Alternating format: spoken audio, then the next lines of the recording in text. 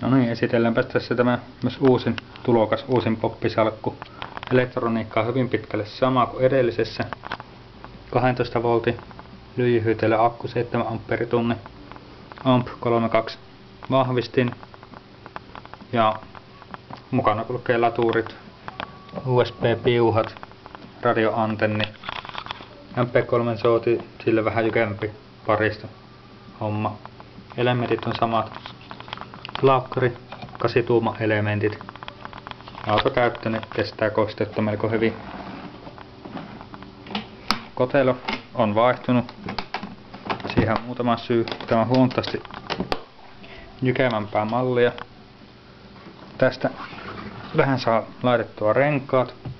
Tuossa puolella on tuo rengas paikallaan, toisella puolella pystyy pitämään silloin, jos aikoo aukaista tämä, koska tuonne salpa ei aukea.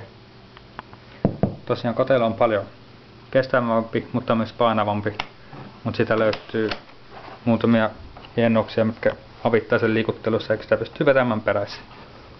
Renkaat on vaihdettu siksi, koska vakiona olevat renkaat on tuommoiset pienet, tunnetusti tuommoiset pitää asfaltilla niin hirveätä ääntä, ja niitä ei viidi tuossa pitää. Sitten vaihdettiin kunnon ilmakumipyörät tähän salkkuun. Sitten elementtien puolella siihen on verkko, suojaverkko. Kyllä jonkin verran pitäisi suojata. Tekee ehkä vähän siisemmän näköisen siitä. Ja ei niin helposti kolhjunut nuo elementit. Verkko on maalattu sillä tavalla, että sen sävy muuttuu mistä suunnasta, riippuen mistä suunnasta sitä kahtoo. Se on niin kuin valkoisen, punaisen ja mustan välillä.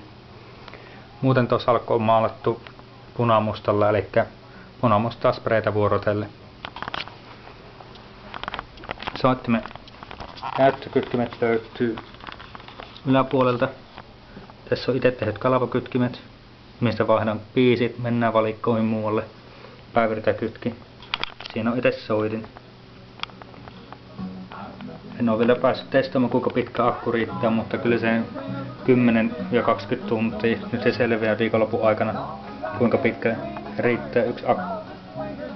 Mutta nyt se tosiaan lähtee viikonloppuna ensimmäiseen koekäyttöllä pidemmälle reissulle. Katsotaan missä kunnossa se tulee takaisin. Kiitos mielenkiinnosta.